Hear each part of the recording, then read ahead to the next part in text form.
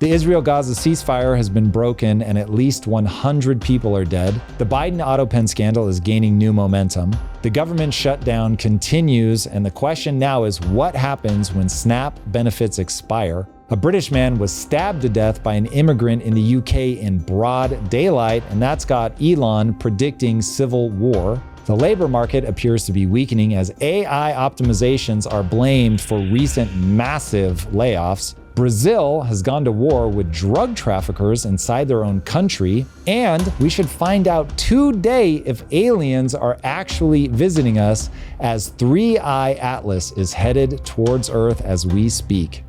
Drew, how goes it? I think you're traumatized by what's happening in Israel, Gaza. You know, it was just, we were celebrating, taking victory laps. Yeah. We were like, hey, how come he didn't get the peace prize? Where's the peace prize?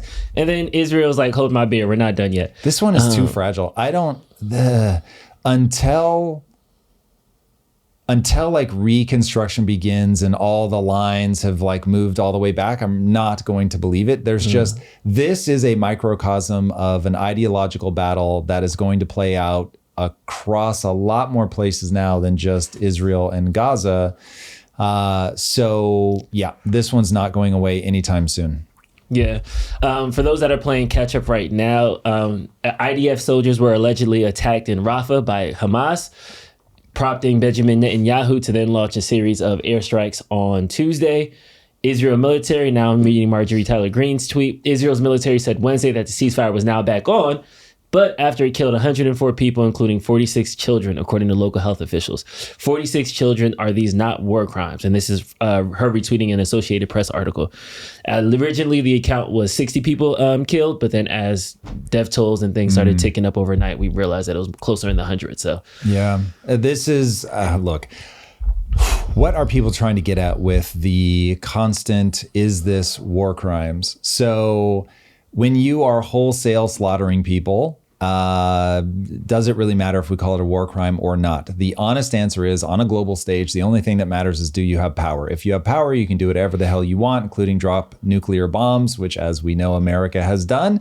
And we're the only ones who've done it. So, and yet, you just move forward, and you have Trump in Japan, getting along very well with the very people that we dropped these bombs on. So this is a game of power, and I don't say that to diminish any of the moral repugnance of what's happening. I say it in the hopes that people can really start looking at this stuff clear-eyed, get out of just moralizing and get into, okay, we're in the situation that we're in, and so how do we get to the other side of it? Like really, really, really, when you have the situation that you have, what is the policy? What is the things you want to see people do to actually make all of this go away?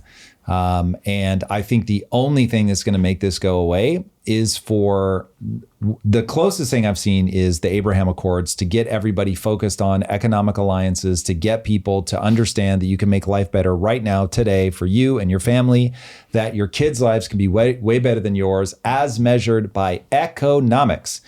And it is the only thing that has worked on a historical time frame. And when economics collides with religious ideology, you get this intractable problem, or so it seemed.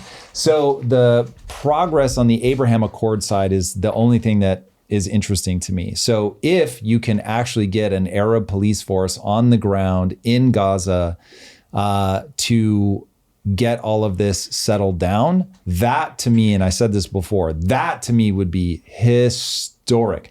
I don't care who gets credit for it. That would be insanely historic.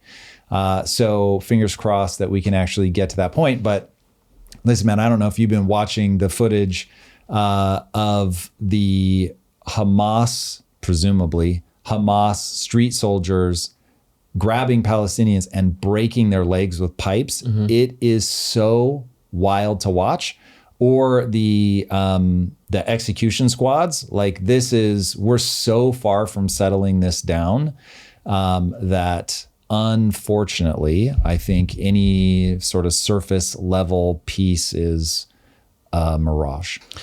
It's sad that we're here. Again, jokes aside, like, we really just want the war to end. So I just hope that we come to a resolution sooner. Hope rather than want later, it to end for sure. And I love that you're saying something kind, because I even map to myself, I look at this stuff and I see political calculations of, okay, the grand sweeping arc of history, which never tells the story of the individual tragedy. And a single death is a tragedy. 1 million deaths is a statistic. And I really am sort of up at the statistics level looking at this. So it is good that you remind us of the tragedy at the human level. But for us to make sense of what's happening in this moment, I think because it isn't just happening in Israel, Gaza, there's a reason this is a flashpoint. There's a reason what would otherwise be this sort of small local conflict has these worldwide implications, because there are far more people dying in Russia, Ukraine. People just don't care about it the way that they care about Israel, Gaza. There are other places in the world where there's far more people dying, even with religious problems. Is it Nigeria that killed over the last 10 years 500,000 Christians? Like there's plenty of religious and ethnic death happening in the world, but this particular flashpoint just really captures people's imaginations for reasons that we can tease out one by one if people care. But we have to reconcile with this.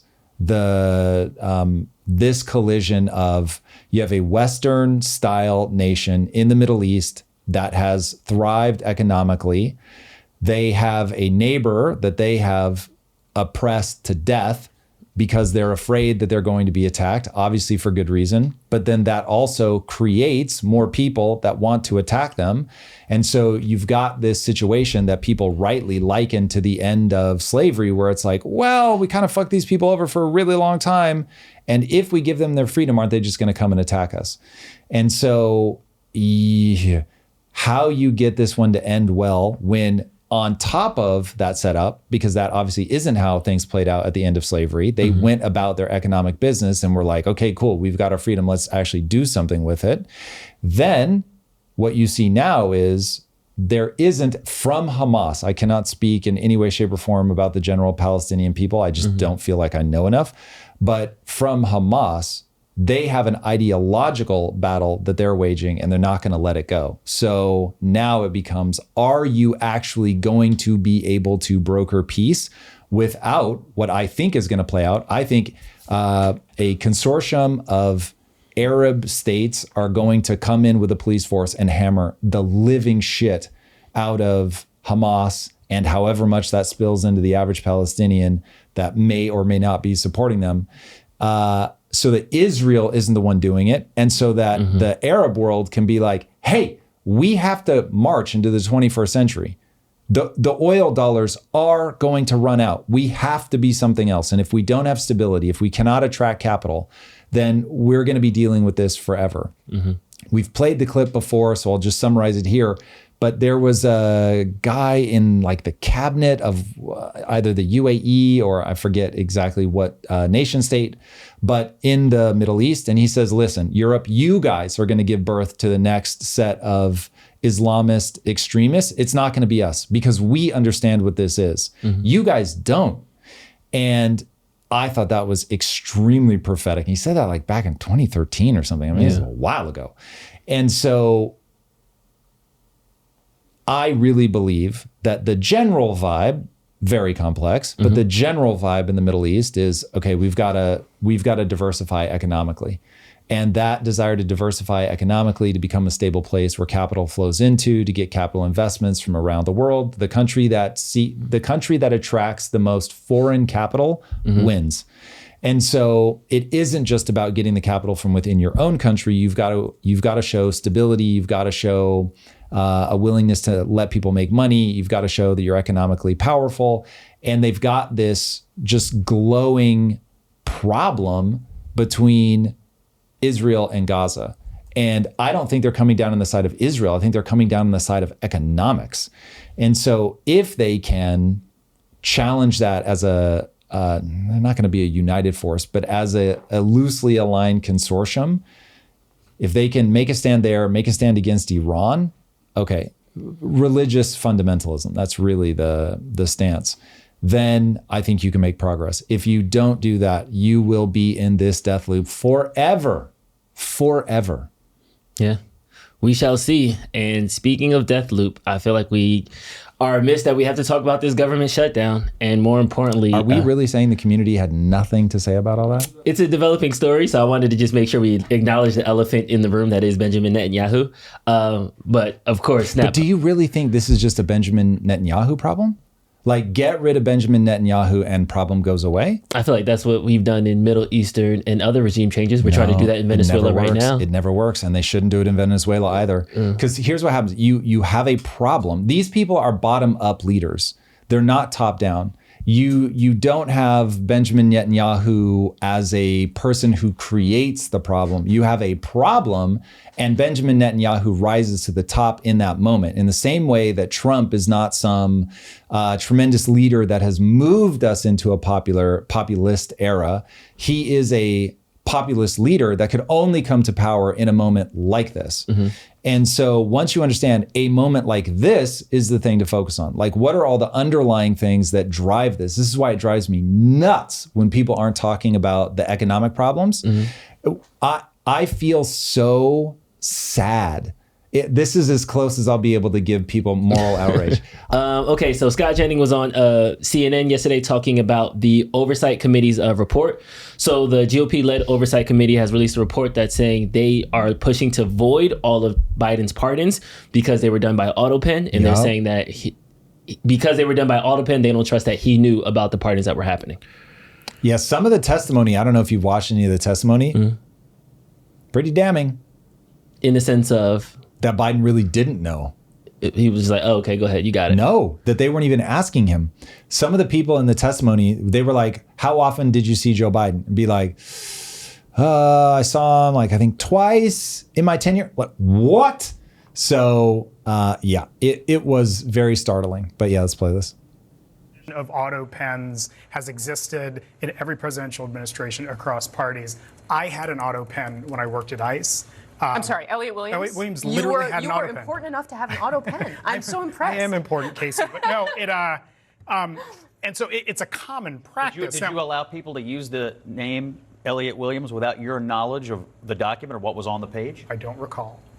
So I'm asking you, if you were a government official and you had an auto pen, which you did, would you let some staffer sign things in your name without reading? Yeah, here's the question. Was my authority delegated to that person? And I think they do have the authority to do so. Laws and and I'm serious, Scott, laws and regulations. The authority to delegate pardons and executive orders, the President of the United States can say, you unelected staffer can go sign my name on a document that I've never seen for a decision that I've never made? Quite often, the United States Code delegates authority. So through the president.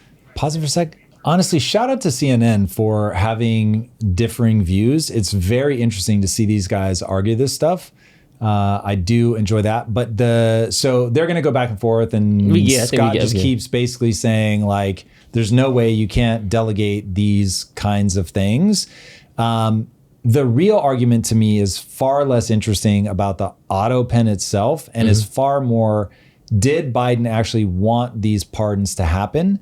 And just going back to the principle of whatever you do to them, they are going to do to you when you lose power. So these boys and girls just need to be very thoughtful. Do you really want to go undo the power of the presidential pardon so that now all of these things are being fought? I don't think we do.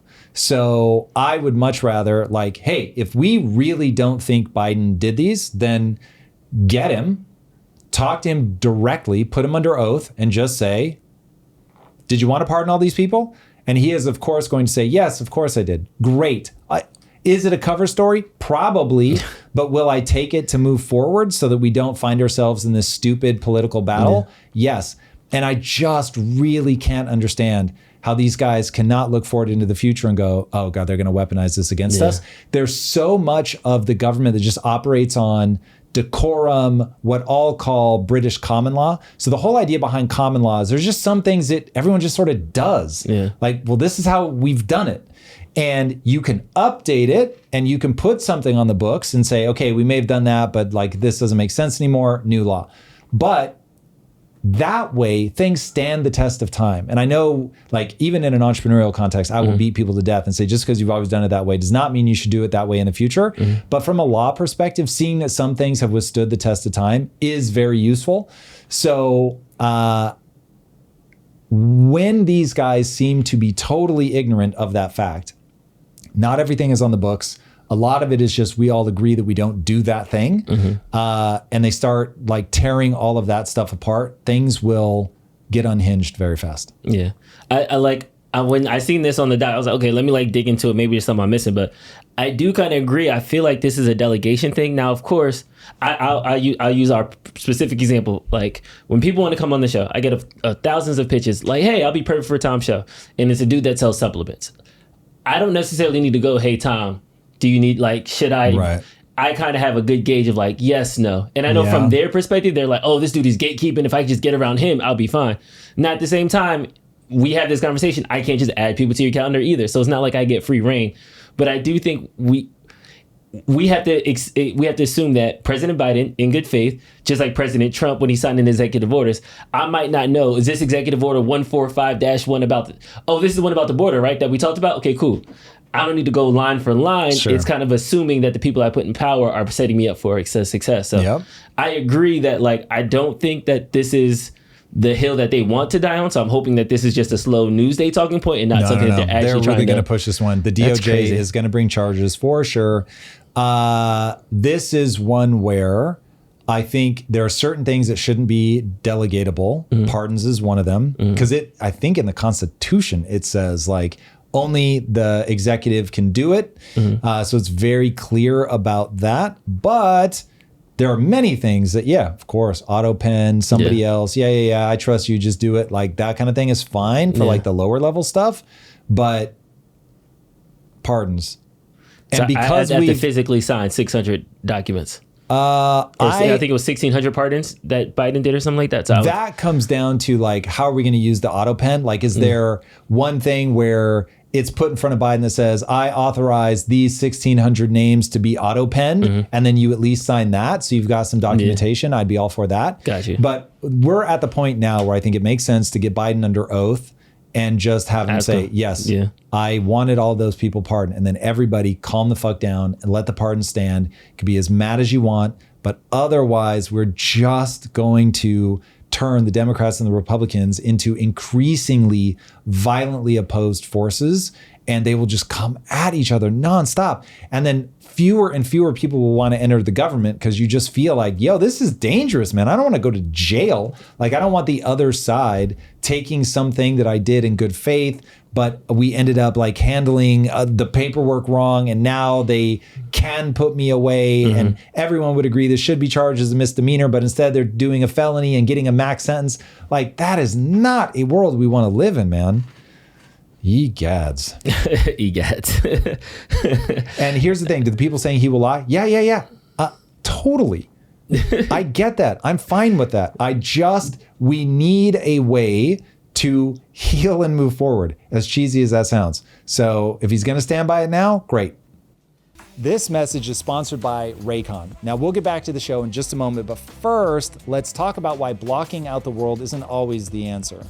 The best performers stay aware. They hear the approaching cyclist on the trail, the colleague walking up to their desk, the traffic at the crosswalk. Blocking out the world isn't always the smart play. Sometimes it's downright reckless, but with Raycon's bone conduction headphones, you can send sound through vibrations in your bones. Your ears stay completely open to the world around you while you get crystal clear audio.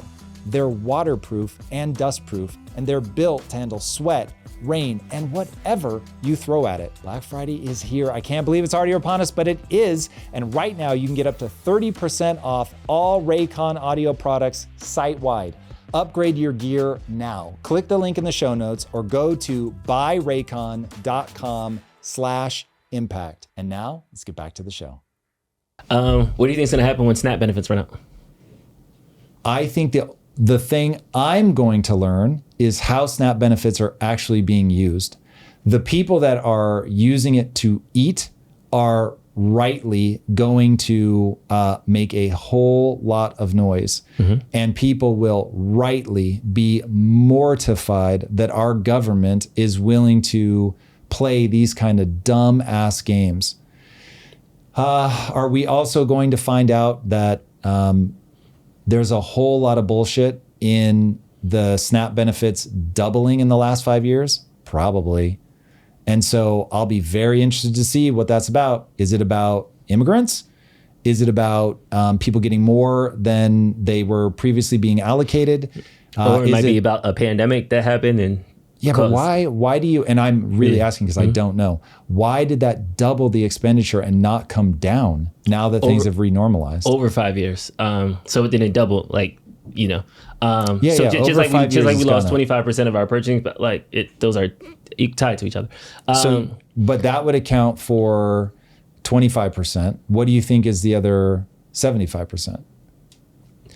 So if you're just saying, no, Tom, that's just inflation, cool. I totally buy that 25% of it, but it's not going to be 100% of the increase. So what accounts for the other 75% of the increase? So there over such a short amount of time. There was increased benefits, full stop. There was supply chain issues. Also, but why did we increase benefits? Because people weren't working. Because the government was shut down. So you're because saying nobody could go before it was like supplemental. Now it's like we're just going to cover your whole thing. There were temporary like bumps in the unemployment, SNAP benefits, and so you're saying this is subsidies. All those things were an echo of the labor force. Echo of the labor force from COVID shutdowns. Yes, this was mathematically that's not going to get you very far. So you've got the total all-in everything unemployment number. Even people that are just I flat refuse to look for a job is 12%. So but that's like risen from whatever. Yeah, but people think if you have SNAP, you're not working. There's people who work who are still qualified. What I just heard you say is the increase is due to a corresponding decrease in the amount that those people are getting paid from a job, whether they've lost hours, lost their job altogether, inflation, right? Or did I misunderstand what you're saying? Let's just break it down into tiers. So COVID, full stop. If you are impacted by... But what does COVID mean to you? The shutdown in economic activity. Ended years ago. So what are we talking about? But from 2000... But again, we asked where it happened in the last 5 years. I think we have a different graph in our minds. So the graph in my mind, which we can pull up, I think we grabbed it. It spikes up at COVID and it comes down a little, but not a lot. And so I'm saying if this were COVID, it would just come back down to pre-pandemic levels. It doesn't. This is the SNAP. SNAP expenditure graph. Let's look it up. SNAP expenditure graph. Yup. But yes, they increased the benefits over COVID, and then these are the same thing with the ACA subsidies that they're arguing about. It was a COVID temporary relief that people now don't want to rescind that temporary subsidy. Okay, so do you think they should? And I'm just misunderstanding. I'm just saying this is where it comes from. You asked me where it came from. Right. Yeah. Yeah. So I'm saying as we look at this, what I'm asking is you've got people that got an increase in benefits. To me, you should only get an increase in benefits if you are going to be malnutritioned without an increase in benefits. And then we go, okay, why are you not able to afford food? I think this should all be means tested, which I know people hate, but just seems insane to me that we don't means test. So what do you mean by means test? That you have to qualify. Like, are you looking for a job? Why are you not able to get a job? How much are you getting paid at your job? Could you... That's like, there's an application for SNAP. It's the same thing with like unemployment. How you have to like file, then you have to like, you get assigned it. I can't just go to snap.com and so put my direct statement is very simple. If we took people's benefits up because during COVID, they were literally without work, I get that. Copy. Now that things have normalized, they have to reapply. Yeah, I would expect them all now to have jobs again. So the question becomes, are they proving that they're looking for a job, that they have a reason that they're not able to get a job, so on and so forth? This wasn't the graph. That's not the one that I'm thinking of, but if that paints the clear picture, it just looks like that ends in 22. We need one that ends in 24. SNAP expenditures graph. Anyway, it goes up, it comes down a little, it does not come down. That's the graph. Yes. Boom, boom. It spikes for 2020. That's pure insanity.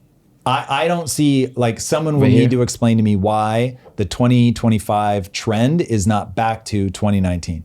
There's a reason, but I want to know what it is. So anyway, this was all, what do I think is going to happen when SNAP defaults? I think we're going to find out why that number hasn't come back down. And if it's a whole bunch of bullshit, meaning if immigrants are on SNAP, people are going to have something to say about that. If it's people that aren't being means tested, people are going to have something to say about that. If it's people, some percentage selling their SNAP benefits because they are getting, let's say, $3,000 worth of SNAP benefits, but they only need $1,000 to eat, then rumor has it, some percentage between one person and a whole bunch, which I have no idea, are selling their SNAP. So these are all the things that we're going to find out. Or it's all entirely need-based, and so many people have lost their jobs, the economy is collapsing, and it's just revealing the underlying rot, and it's the canary in the coal mine. I don't know the answer. So that's what we're going to find out. Now, if this is just the canary in the coal mine, the government has fucked up so badly that something like 40% of Americans are on benefits. So it's like, yo, you have a catastrophic problem if 40% of people are on benefits. That's wild. So we need to fact check that. We need to look at that, because I might be conflating 40% are on government payroll, which could also be true. Both of those are wildly problematic. But anyway, that's what we're going to learn. And then there will be a reaction from that. I want to go to this Peter St. Ange clip who says that the shutdown could last to 2027 because unlike past shutdowns, there's not a debt ceiling scare that's around the corner. This was crazy. Had you ever contemplated this? This was not on my bingo card. I'm going to be honest. This is the longest shutdown since Trump did it the last time. And because he wants to slash government anyway, to me, Republicans have no incentive to open the government again. Now with their poll numbers going up, but failure of imagination. I did. Let him say what he's going to say, and then I'll explain how shocked I was. The government shutdown could theoretically last until 2027, according to Zero Hedge. Dare we dream? As the federal shutdown enters day 28, we are just 1 week shy of the record set back in 2018, when Trump wanted a border wall and Democrats wanted new voters. Republicans ended up surrendering on that one with not one penny for the wall, but this time, amazingly, Republicans have held the line. This is probably because polls are showing the shutdown is not actually hurting Republicans. In fact, their odds in the midterm elections, which is the most important thing in Washington right now, have actually gone up since the shutdown began, now hitting 40%. That's pretty impressive considering the party in power has won midterms just 3 times since 1934. Yet here we are, near even after 4 weeks of shutdown. Now the polling suggests mainstream media's lost their mojo, while Trump has been very careful to keep funding everything popular, so the military, ICE, WIC for pregnant women, while starving all the left-wing garbage, the foreign aid, money holes for New York subways and wind farms, food stamps for illegals. So there's little pressure for Republicans to cave. They win by doing nothing, which, to be fair, is already their comfort zone. That takes us to Zero Hedge, who asks, how long can it keep going? Now, the key is most past shutdowns were paired with a debt ceiling, which makes markets panic about treasury payments, which are the lifeblood of our Ponzi financial system. But the next debt ceiling doesn't hit until mid-2027. That removes the external pressure to cut a deal. So if the world's not ending, if markets aren't even noticing the shutdown, if Republicans are rising in the polls while Democrats are afraid of their Antifa base, nobody needs a deal. In theory, this means they can literally keep going until 2027. So for fun, what if they do? For starters, 2027 is far past these 61 days needed to permanently fire federal workers. The Office Management and Budget has already officially fired roughly 10,000 and can keep going to, in theory, all 750,000 who are officially listed as useless. Dude, if they do that, that would be transformative from a cost perspective. I'm not going to lie. I'm kind of for it. I don't know enough about what the unessential worker or non-essential workers do to just pull that trigger willy-nilly. But this is watching this was the first time I was like, wait, do I actually have hope of a balanced budget? So I don't know that that would come even close. You probably can't get anywhere near what you need to get to without touching entitlements. But I was like, hold on a second. Yeah. Because first of all, counting government jobs as GDP is so insane. That is patently ridiculous. That is patently ridiculous. It's wild. You're double counting because those are just tax dollars going out again, and you're counting it again. Like you're literally double counting revenue. That's insane. So you shut that off. You stop pretending. You get a real sense of where your economy is, which I think will be startling to people about how slow our growth actually is. And then what would be the impact of that, of the GDP thing? Because I think that'll be purely psychological because it's you're double counting the revenue from a GDP perspective. Yeah. So we find out our GDP is negative for the last 20 years. This probably not negative, but it'll be very low. Yeah. Yeah. So let's say you find out that you thought it was whatever we think it is, 2.8 or 1.8, maybe it's 1.8 right now. And you find out that it's like 0.4, it would be like, ooh, we are stagnant. We have been stagnant, like, because then you start running all the numbers going backwards and saying, okay, if we took out all the governmental expenditures, what does that look like? And you start realizing, oh my God, like this is a ridiculously low number. That would be very, very detrimental to the psychology of the US. But I think it would help people understand why we are where we are. Dude, real wages have stagnated for like 40 years. That's insane. Especially when you think about how much inflation there's been America's just been getting poorer and poorer and poorer. And the part that really wounds my soul, and they don't understand it's from money printing. They just don't understand it. Money printing, globalism. If you like a 1-2 punch, and if you can only do one, money printing. Like if you can only fix one, you'll fix money printing over the globalism. Correct. Got it. Hypothetically speaking, I know we talked about this number earlier that estimates 40% of people are employed by federal and like government. I'll say federal and state. I'll combine those numbers together. Let's say we slash that to 20%. That is roughly 60 million people. On top of the other million AI job losses that is kind of on the... This is where it gets scary. Yeah. Is you now run the risk of putting yourself into a deep, dark depression. Yeah. From just all the job loss. Yeah. Because whether that's recycling tax dollars or not, that's money that people have to put into the economy. There are two economies now in America. They have completely fractured away from each other. And basically, rich people are driving all of the spending. And you can look at our economy and go, oh, like, hey, 1.8, okay, that's not great, but it's not horrible. And then you start looking under the hood and you realize that 1.8 is largely fake because of people working for the government. And then on top of that, it's driven by like a tiny number of companies. The spending is driven by a tiny number of people. It's like 10% of Americans are driving, I don't know, 80% or more of the spending. Yikes.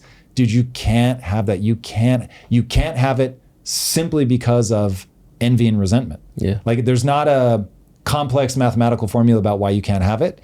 You can't have it because we as animals cannot look out at somebody else that has way more than us, where the economy is working for them, and be okay. We won't be okay. We'll start fighting. We start hurting other people. Like that's the response. And when you get a mass number of people mobilizing to hurt other humans, you have instability, lack of safety. It is a nightmare of epic proportions. Speaking of killing people, let's go over to the UK now, where we have footage of an Afghan man attacking that was terrible. Yeah. Thoughts and prayers. No kidding. Also, by the way, this is extremely graphic. So if you've got kids or you're squeamish, you don't want to watch this. This one's rough. But here we go. This was reported yesterday, and as you can see, there's a... Dude, this is broad daylight. Squabble. A squabble? And from what I heard, he doesn't know this guy at all. I thought they looked like they were yelling at each other. He's literally just walking his dog, and they must argue about something. I have no idea what.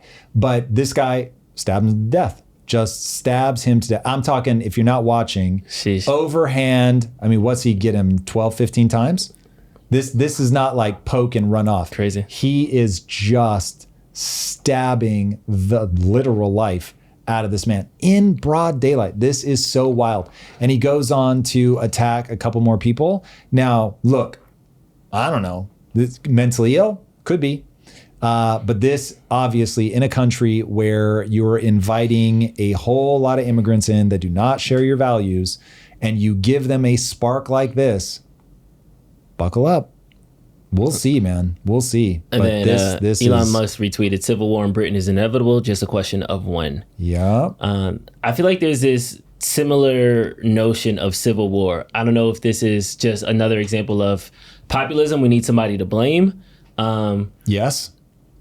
Yes. I mean, that's it. That is like, if you're going to nutshell it, when people are economically insecure, then that economic insecurity turns into, it starts as anxiety. Nobody wants to sit in that. So they transmute it into anger.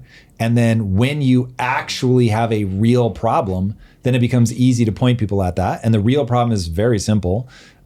You have a clash of cultures. I don't need you to believe one side is right over the other. I just need you to understand that the physics of the human mind is that when you encounter people that don't share your value system, you start killing each other. So, and just to make that one easy for people, Protestants and Catholics in Ireland, they were all white as the driven snow, and they were killing each other as fast as they could. So when ideologies differ, people start killing. So welcome to the human experience. There's a clip I want to pull from the Rudyard Tim Pool interview because he asked him this question: does he see civil war? And I like Rudyard's response because I think this is something that's surprising. This was something that we always overthink. The part I'm talking about though is when he was like, I don't think that this will do it because same. I thought he was going to be like, yeah. And he was like, well, so it's a very tempered and very insightful response. Yeah, it comes from basically intimation because my search is not working and YouTube is hating. That's fun. You can cut it. Well, it comes to intimation that poor people in America specifically, they were talking about on the backs of SNAPocalpyse, they won't rise up for a civil war because effectively they have no power. They don't have the same infrastructure. They don't have the same guns as a private. Now, America has very specific people. If Elon Musk is wronged, he has enough money to get a bunch of mercenaries. He could do battle with the U.S. Army. You know, not directly, but at least I'll try to get very close to verbatim. When Tim Pool asks Rudyard Lynch, aka What If Alt Hist, if he thinks that the SNAPocalpyse, as some people are calling it, the end of the SNAP benefits, will cause a revolution in America, he said a couple points. One, it's very hard to starve in America. So because people won't necessarily be hungry enough, they won't have enough agitation. Then also the only times that you see actual revolutions are when you have a group that is politically savvy and influential enough to actually get well organized and then like really cause a meaningful problem to the government. And he said this is why a lot of times you will see when people are trying to hold power in like a communist regime, they'll just kill all of those people. And so unfortunately, when like the Shah of Iran took power, he killed like 30,000 leftists. So the very people that helped get him into power ended up being a threat to him because he saw, oh, you guys were so well organized, you got me here, but you also don't believe the things that I believe. And so now I've got to kill you guys. So killed like 30,000 and exiled a bunch more. And that's how he gained power.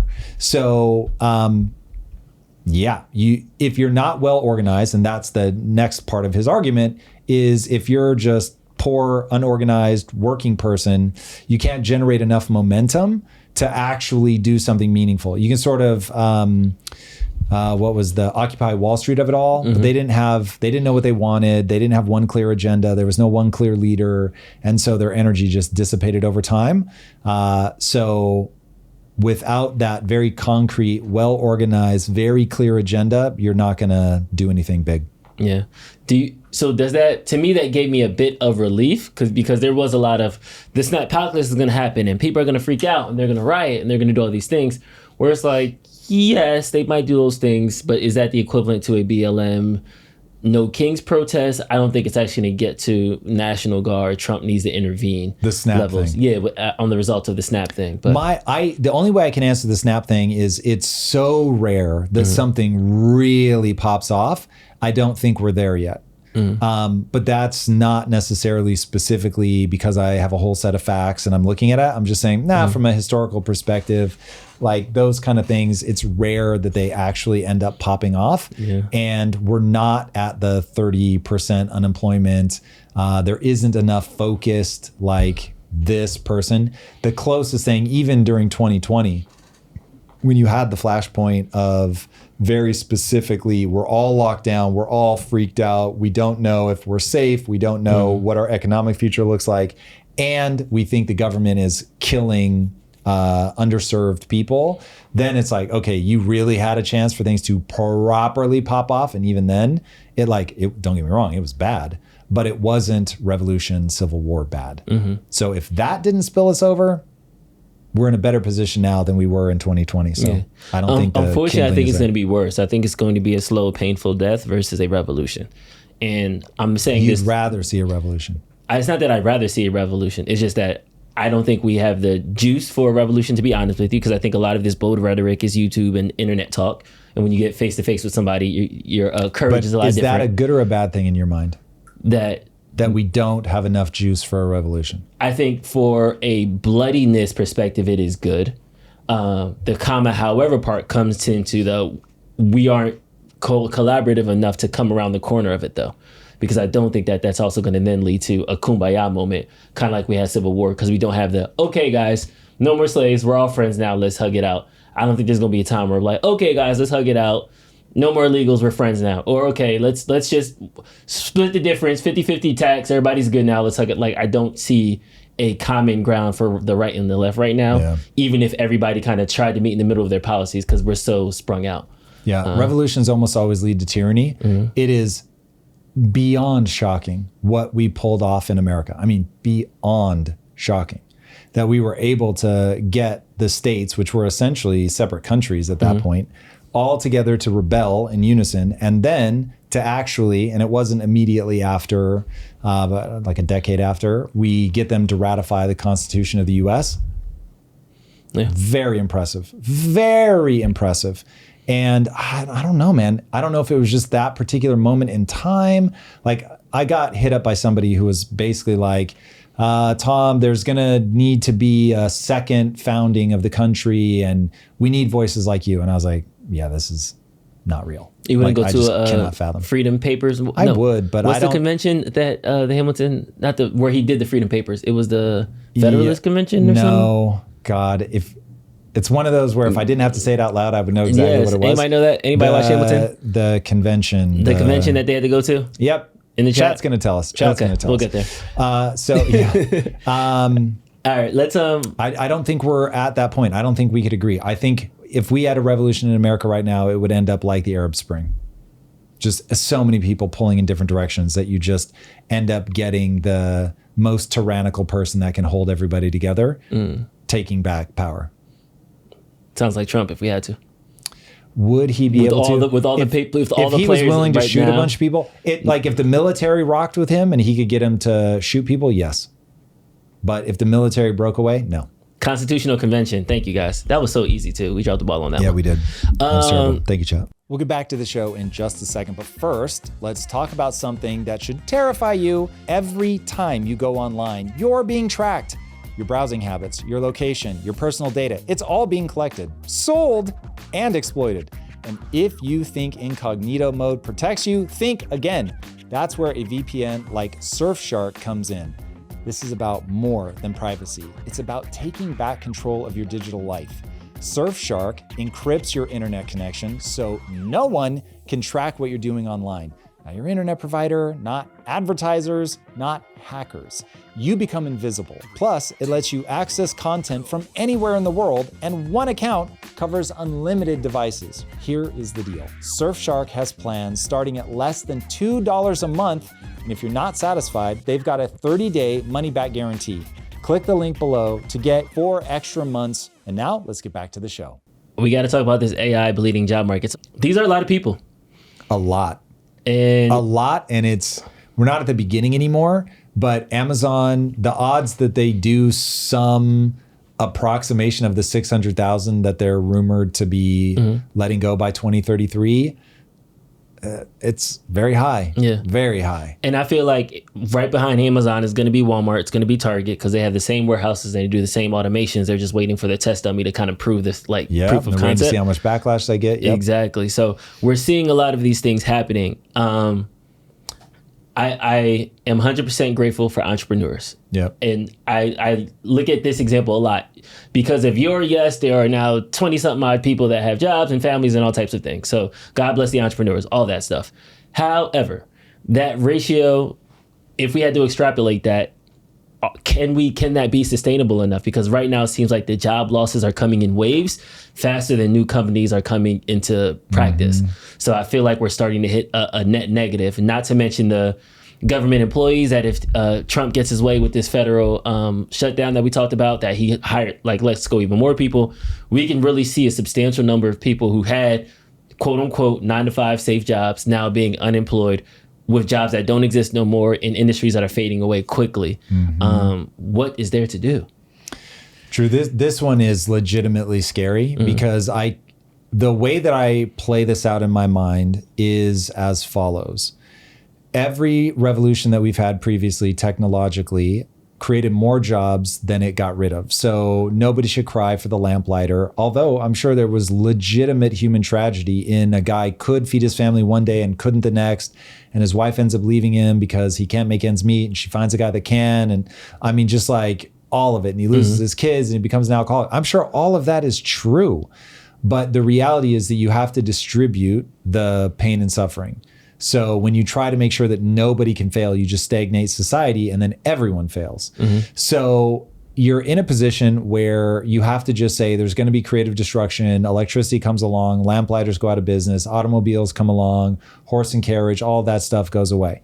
And it just is what it is. And historically, more jobs got created by electricity than we lost. So cool, this is a net win. We're all moving in the right direction. Industrial revolution, same with all that stuff. And then I think about what's going on with the AI revolution and I go, you're creating something that's going to be better than me at everything. It will, on a long enough timeline, be indistinguishable from humans to where you'll be tricked. You'll have a friend and it'll be like the crying game. And you're having sex and you can feel a bolt inside. I mean, it's literally going to be some shit like that. And you're like, wait. And we're going to get the what are they called? The Comp Voight machines or whatever from, oh God, it's not Cyberpunk. It is Blade Runner. Blade Runner. And that's all going to happen. And so I'm like, okay, these things are going to be not a little bit smarter than me. Not like Einstein is smarter than me, like 1,000 times smarter than me, 10,000 times smarter than me, and embodied. So now I'm like, what do I do exactly? And so then you realize only people that can monetize the fact that they are human will have a job. But then you go, but the reality is that the bots are going to make everything free. So now I've got this hyper intelligent being that will know how to capture energy from the sun, will be clever in ways that we just aren't. And so energy becomes free, labor becomes free, and that means everything is free. And you are limited only by the resources that you can capture here on Earth or in asteroids as they fly by. Or maybe you can even synthesize things. Like, think about this. Plants turn sunlight and dirt into physical structure that you can eat and survive. So you can transmute things hard.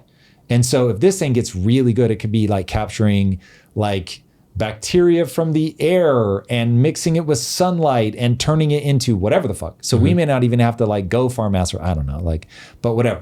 Like with enough energy, you can actually manufacture gold. You really can turn lead into gold. It just takes so much energy. It's pure insanity. So once energy is free though, so you might be able to just make whatever you want. Okay, so it's a world of abundance. Everybody has basically whatever they want. So it's like we're trying to think through this literally unimaginable future through the lens of what we're like today. So I'm both supremely confident that there will be a world of abundance on the other side of AI, and I'm supremely confident that there will be a ton of bloodshed between here and there because people are going to freak out.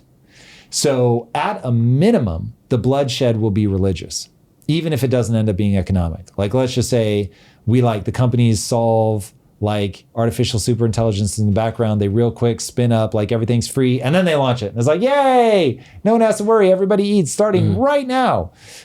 So even in there's no time to have a bad transition period scenario, there's still the loss of meaning and purpose. There's still the religious battle that's going to be fought. And so it's like, what does the transition look like? That's the part that scares me. And then now make it a more mundane one where it's like the transition lasts 30 years. So there's plenty of time to react, but it's a whole bunch of years like this where you go from 12% unemployment to 16.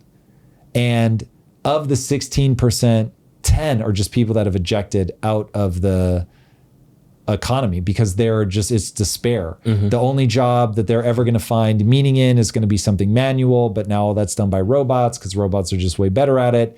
They don't complain. They're not likely to be a lawsuit. They don't need breaks. They're way more efficient. They're way more consistent. I mean, just the host of advantages that then will show up as lowered costs to people. So it's like a lot of people are going to go, I was having trouble making ends meet, but I've kept my job and now costs are going down. So it's like, yeah, we have a 16% unemployment, but life's pretty good. And the government is like making sure they don't starve. So, and then it's 20%. And now you start getting like roving bands of young men that do really troubling things. And you're like, Clockwork Orange. Yeah, I don't like that. I don't like where that's going. But like, we wall off our neighborhoods and right? So it'll be like this thing where we sort of limp along and you're getting an underclass of people, and that underclass, they're doing a lot of drugs, they're being violent, but we can like sort of keep them at arm's length, and we build prisons for effectively free, and they're guarded by AI bots. And so it's like, yeah, we're now incarcerating like 7-10 million people, but like, energy, you know what I mean? Things are getting cheap. So, right. just doesn't get so bad. Can I play a dirty leftist for a second? Well, let's go.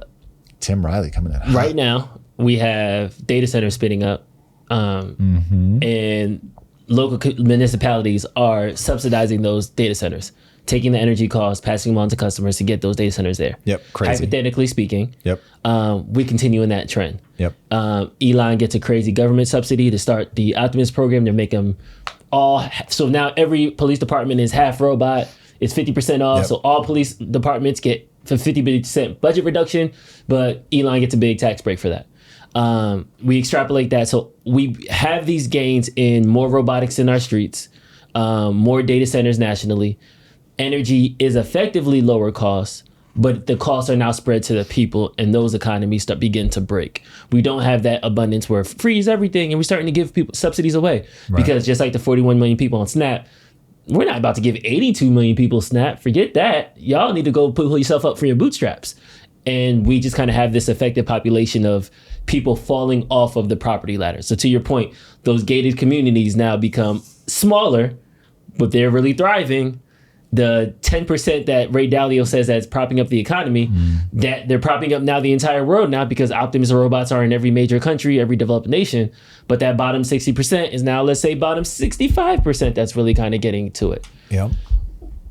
If the age of abundance never really comes, does this just become a Great Depression style like error that... If you elect Mom Donnie, yes.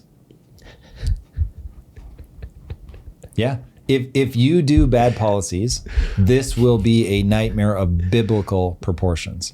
Because if you march yourself into the Great Depression, that is that's an own goal that is a decade or more long of just a lot of human suffering. But good policies can keep that from being a problem. So, for instance, the fact that China outproduces us on an energy basis that is, I don't know that it's an order of magnitude, so let's say that hyperbolically, but orders of magnitude more than us. Yeah. It's like such a grotesque number that it's possible, okay? So this is a regulation problem. And if we were to do policies that hamstring us, that where we're distributing the burden to people, the taxpayer, that is so wild and stupid and completely unnecessary that I am aghast. So if we do that, bad things will happen. If we realize that small government is the goal, small government is the goal, innovation is the goal, thriving middle class, goal, then we have the right orientation and we can start making choices where it's like, okay, cool, we've got all these robotics, costs are coming down, that's amazing. So now we have to make sure that we have a thriving middle class. We have to make sure that the age of abundance it's not going to be evenly distributed in the beginning. It's never going to be evenly distributed. So you get people to work hard by saying, if you work hard and outperform other people, then you can have more than they have. You never, ever, ever, ever, ever, ever, ever want to break that. Brutus, which is why I say socialists and communists are the same thing. So on that side, if you're protective of that, then you're going to be in good shape. But it really will, one, require us to be evaluating what's actually happening, because this is on the other side of the technological singularity. So I can give you like principles and guidelines, but I can't tell you the specifics of how this is going to roll out. Because it's on the other side of that wall that we don't know. But for instance, energy needs to be cheaper for everybody. So you can't make energy cheaper for businesses and not taxpayers. You can't make, so I guess on this, you might do special energy zones or something like that. But basically you want one rule set to rule everybody in terms of access to those public works. So right now we're asking taxpayers in certain areas to bear an unusual burden. That's wild. So as they begin to reap these benefits, distributing free energy to the people, that is hugely important. You cannot let those wins just accumulate up to the businesses. This is where the government has to say, we're going to make these policies, we're going to build this infrastructure, we ourselves are going to point tax dollars at this, but it is to benefit the population as a whole. Interesting. We got to go to Brazil right now because it is turning into a war zone with some of this footage that's coming out. About 2,500 cops rode into Rio before sunrise to take on Red Command, one of Brazil's biggest drug gangs. Gang members answered with bullets, burning cars, barricades, and for the first time ever in Brazil, drone drop explosives. You have to do this. You have to do this. You cannot let drug lords like post up in your countries. Yeah. And you get so much corruption in these governments, it just becomes impossible to fight back. I'm super encouraged by this. The death toll hit 80 by noon. This is 4 wild. cops were among the dead. The governor says Rio is effectively at war, and based on the skyline, he is not kidding. Look at that, man. You just kind of see all of the burning, all the things that's happening right now. This is why you enforce laws. It is wild. This is why you enforce laws. Like when you just let these people go into certain areas and they can entrench, like they just get more and more powerful. These guys are sophisticated, just like you get geniuses in East Coast Ivy League schools. You get geniuses in the hood. And so, yeah, these guys that are doing and selling drugs, they're going to be able to recruit their own share of geniuses, and they start doing fancy, highly technical stuff. Did you see the USOs? I know they were called that, off of Fort Lauderdale. Oh my God. Do a quick search for USO Fort Lauderdale. This is one that I didn't think was going to stick to my ribs. I had no idea I was going to bring this up, so I didn't grab it. But this is, you got to see this. I don't even want to give it away. Scroll down. Yeah, that right there. Okay. Everybody look at your screen. So, Drew, what are those? You have unidentified, I assume, sunken objects. I don't know what the S stands for. Submerged, that's probably more likely. Unidentified submerged objects. Yeah, now, hey, this video could just be a guy like dropping lights and trying to do something fancy, and he's just making a video. Totally get how this could be that.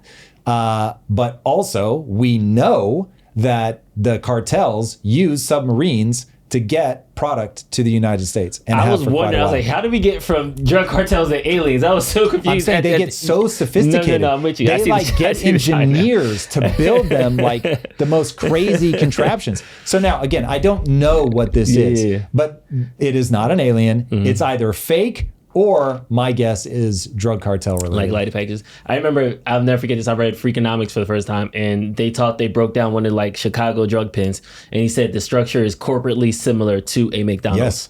Like from the top to the bottom, to the corporate infrastructure, to the bureaucrats, to even how they do the laundering, everything. So it's not just a bunch of dudes with do-rags who are just selling drugs. Like there's a lot of... I had at Quest, so put out the word on the street that even if you had felony convictions, we would consider you for employment. It's all because I believe it doesn't matter who you are today, it matters who you want to become, the price you're willing to pay to get there. Okay, so we end up getting all these gang members, drug dealers, I thought former drug dealers, applying. And some of them were amazing. Some ended up being my favorite people in the world, just absolutely incredible people. Some ended up being dirtbags.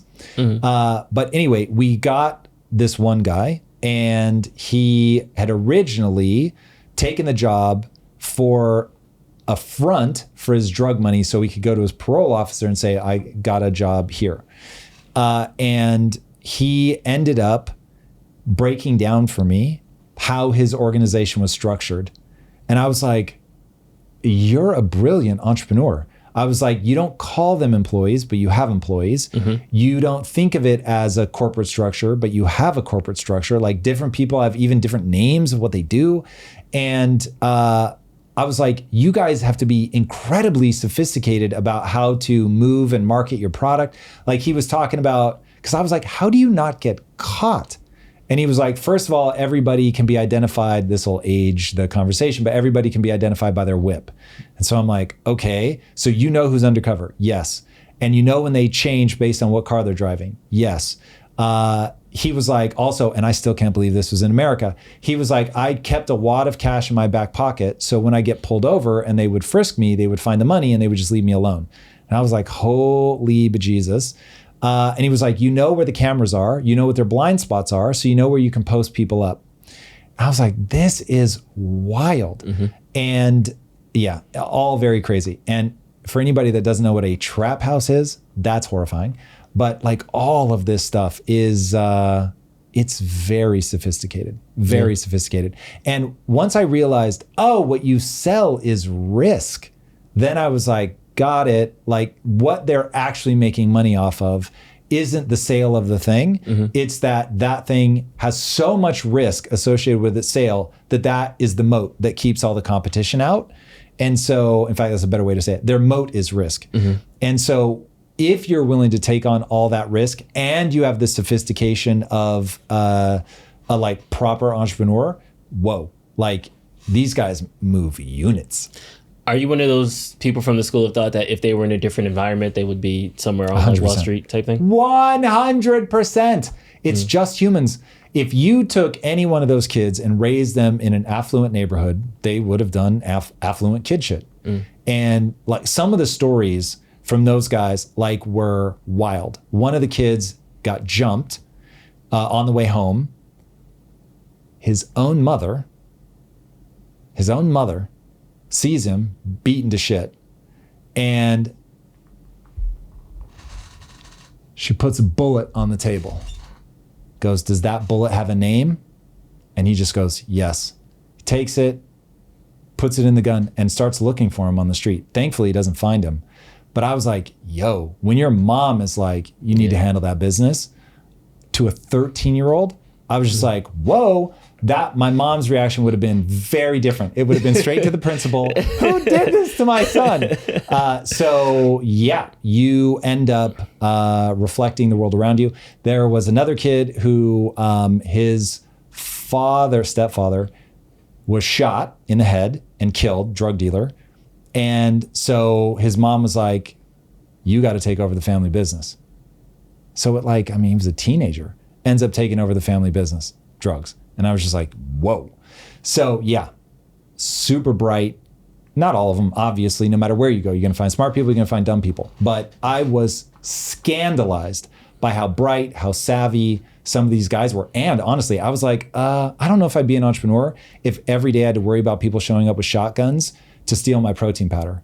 I was just like, I don't know, man. That's a lot of risk. I don't know that I come on the other side of that. And I have a huge appetite for risk, but nobody's tried to kill me for my protein powder. Yeah. Man. Very different game. All right. So I'm talking about aliens. Here it is. Three-eye atlas. This, as far, you got to show Michio Kaku first. Oh, okay. So Michio Kaku basically gives credibility. Once the credibility is established, then we'll look at that image. But this is crazy. I did not think Michio Kaku was going to say the world's divided on this. I thought he was going to be like, it's a rock, boys and girls. It's a rock. Because that was the story. The story was it was a rock. We didn't know what it was. Then we had to wait we had to wait until it got closer so we could get better images of it. And Now it's looking close. like a ship. Now it is close. This is wild. I love, though, there have been people posting enhanced versions, of course, not saying this is AI. And when you see the AI version, it's like hysterical. But we'll get to that. We got to earn it first, Drew. Here it is. Okay. So this mystery object has been added to the International Asteroid Warning Network. That's the first interstellar object ever to make that list. So I got to ask you, what the heck is Three-Eye Atlas, and why the clouds of mystery around it? NASA's like tight-lipped. Well, there's a split in the astronomical community. The majority faction says, what's all the fuss about? I mean, it's just a rock from outer space, and it's going to come through our solar system for the first time and then come whizzing back out again. It's the third known object from outside our solar system, so what's the fuss? Another faction, however, says, now, wait a minute. Perhaps this is a visitor, an intelligent visitor from another solar system, and perhaps this week, we could have a test of it. That's right. This week, it turns out that the asteroid or comet will be whizzing around our sun, and if it picks up extra energy on its flyby, that would clinch it. That means there's extraterrestrial intelligence involved. So watch for it. On October 30th, starting then. I don't think he explains how we'll know if they've picked up extra energy. So I'll trust that scientists are going to freak out if they do. So we'll get the answer. Mm-hmm. But this is wild that the closer it gets, the more we're like, say what? Yeah. What is this thing? Okay, now let's take a look at the actual like close-up. Now, as far as I know, this is legitimate footage, but I can't swear to it. But this was shocking. This is like a really distant one, but they have one that's much closer. I think the reason they show this one is it like slightly changes course or seems to. Yo, hold on. This is the wrong link. Yeah, we need the one that shows I just had it up. I just had it up. There it is. All right. Looks like an amoeba. This is wild. Okay. If you're not looking at your screen, I mean, this really looks like a weird shaped something with a whole bunch of lights on it. And the lights are way too symmetrical to just be completely random. But weirder things have happened. So I'm like trying to think, is it possible that these are like some sort of ore and they're reflecting light off of this? I don't know, man. This is wild. There's no, I literally can't allow myself to believe that like today on a random Wednesday, aliens roll up and they're just like, what's up guys? Just cruising by. That would be the wildest shit ever. And to be fair, it's passing the sun, so it's entering into our solar system now. Yes. It got notoriety. The third. Well, technically, I think it would already have to be in our solar system to pass the sun. Yeah. But it's the third interstellar object ever recorded in history. But the reason that they're waiting to see what happens when it passes the sun is, assumedly, if you get something hot, they'll try to alter their course, they'll try to drive around it, or they'll just pick up the energy and like gases will expound like a typical asteroid does in the past. So they're looking to see how it reacts to getting that close to the sun to see like, okay, is this driven by something or is this just a rock floating aimlessly? This is wild, man. Yes, this image definitely makes it look like more mothershipy, right? Especially with the little flicker that when just the goes light by. runs across it. Yes. But why would you have a ship that does that? I was like, that feels more like, but it feels more like something like wind has crossed it that causes some sort of chemical reaction of whatever's there. But then I was like, it's the vacuum of space. Yeah, there's no wind in space. So, but and isn't part of their beef that it's not giving off like a comet tail? Yeah, it's not acting like traditional asteroids have acted before. But there is gases and stuff emanating from it. But, I'm so curious what people think this is. Can we do a poll? See, is this an alien? Yes or no? Yes. Chat. Is this an alien? Let's Yes go. or no? Let's hop in on this and see. Why would an alien ship have lights the same way the United Airlines ship has lights when it flies? Have you ever seen the bacterium under this? And people are saying there are like, solar winds in space, so maybe that's what's doing it. It's a giant shiny nickel rock. That's the kind of thing I'm thinking. Like there's just parts that are like more exposed than others. It does look like an amoeba. You're definitely correct about that. We've got some deaf aliens in here. Alien ship is too much fun not to be. I want it to be an alien ship. We talked about this. There's definitely, the universe is too big for there not to be one other living heartbeat unless it's civilization. a simulation. So there's two things that could be real. If this is a simulation and you just set up a bunch of rules and then the rules go crazy, but you put life only on one place because that's what you're trying to simulate to see what it does, that would certainly explain why we can't figure out what is that first thing that triggers life, because you don't need that. That's just the code in the simulation. And that's the light turning on. Yeah, it starts at a certain point and then just goes from there. Mm-hmm. So that's part of why it could be. And then the other would be that as a civilization becomes advanced, they collapse inward into simulations rather than going outward into the excruciatingly dangerous universe. I don't think life will ever form an interstellar space. There's nothing that makes me believe that that would even be remotely possible. So now you get into, you've got to have a planet in a habitable zone, and all of the things we know about life says that you need that. Just the numbers are too staggering for there not to have been life anywhere else. Like that's too crazy to believe. But if they do realize like, okay, we've evolved to be like, okay, on this planet with all of its crazy protections. And so the second we try to leave this atmosphere, like we're going to be taking crazy radiation, like all kinds of bad things, like this is not going to be good. And hey, as we started developing the technology to do all that stuff, we also realized that we could make the Matrix.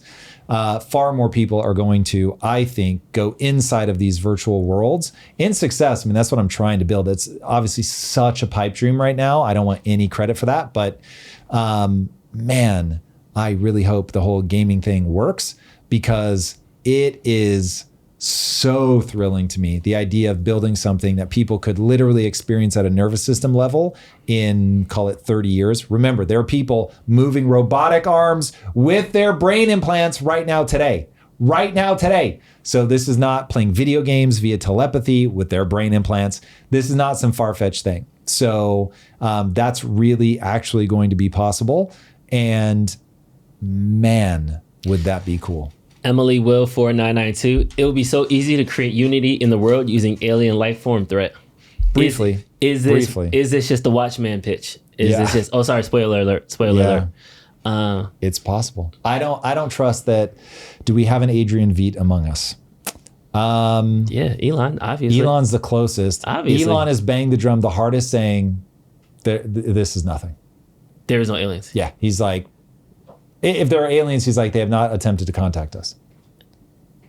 Is he team simulation? He's the one I seen that he gave said me the mathematically option. The odds of you being in a simulation border on 100% mathematically. I feel like I hate that conversation because there's a framing issue. It's like, okay, there's no simulation, or we'll be advanced enough to create a simulation, or we're in a simulation, or simulation don't exist. I feel like we forget about that first thing. We just get into the 1, 2, 3 of it all. And that's why you're 67% to be in a simulation or going to be in a simulation. The problem is, like, at some point you have to base your logic on something. Once you anchor your logic on the world that I'm experiencing right now actually exists, simulated or otherwise, but it actually exists, and then you run into the problem of we are creating a simulation. Everything tells us that a simulation that is indistinguishable from reality is possible. And so once you're like, okay, there are simulations that are indistinguishable from reality. Oh, and by the way, when I look at the laws of physics, it really does operate like a simulation would operate, provably, meaning the universe is not locally real. Okay, so the universe is rendered.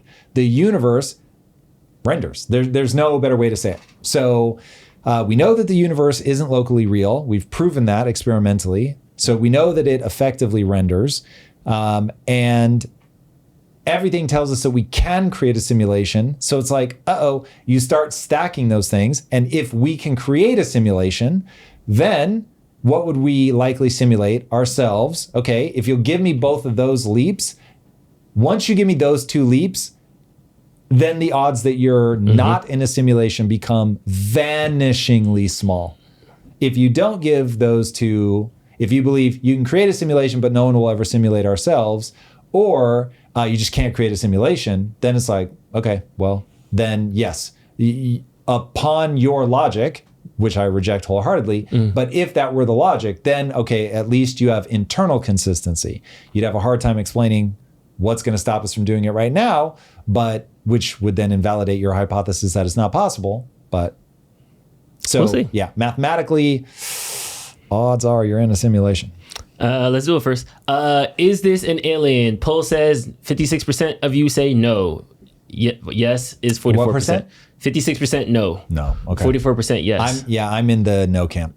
I want it to be though. Oh, Drew, it's a I really want sparkly it to rock be. to you. Yeah, there's going to be some really mundane explanation, and I didn't involve myself in this until now because it was like not coming until the end of October, and when I first heard about it, it was like July or something. I was like, I'm not even going to think about this. Now that it's today, I'm going to be checking my feed every hour to figure out if this is real. And man, do I want it to be true. That would be so cool. I would love that. Somebody said it's an alien tour bus, and those are phone flashes. That's hysterical. On your left, we have the sun. That's another part of this. Do you know how long at the speeds that they're traveling, they would have had to have been traveling? Like, even if we say, well, no, they traveled at near the speed of light for the vast majority of the journey, and now they're just slowing down, they'd still have been traveling just for the length of time that we've been able to pick them up is months and months and months. So what would they send? AI maybe? And that's like a ship full of like processors? I don't know. But it just all becomes very like, why would they do this? Dark Forest is a very interesting concept. If you have not read The 3-Body Problem, read it. Yeah, they just did a show too. I was supposed to watch it, then I forgot. If somebody built a perfect simulation, first of all, AI would live inside of it. AI would probably get to the point where it would not know that it's AI. So let's start with that. And then on top of that, I think people, if we have physical bodies, I think people will spend the vast majority of their time inside the simulation. They will come out of the simulation only if they have meaningful personal relationships, which on a long enough timeline, most people will not. And or to preen their physical body, essentially, if we're not able to just, this is so dystopian, suspended in vats or whatever. But your life inside the simulation will be meaningful, if that helps. All right, guys, that's it. Make sure you join us for Halloween on Friday. Be ready for it. Love you guys all. Thank you for another wonderful episode, and we will see you next time. Later. If you like this conversation, check out this episode to learn more. Trump promises if Hamas doesn't chill, their end will be fast, furious, and brutal. He also essentially declared war on Mexican drug cartels and BLM. Candace lights the internet on fire.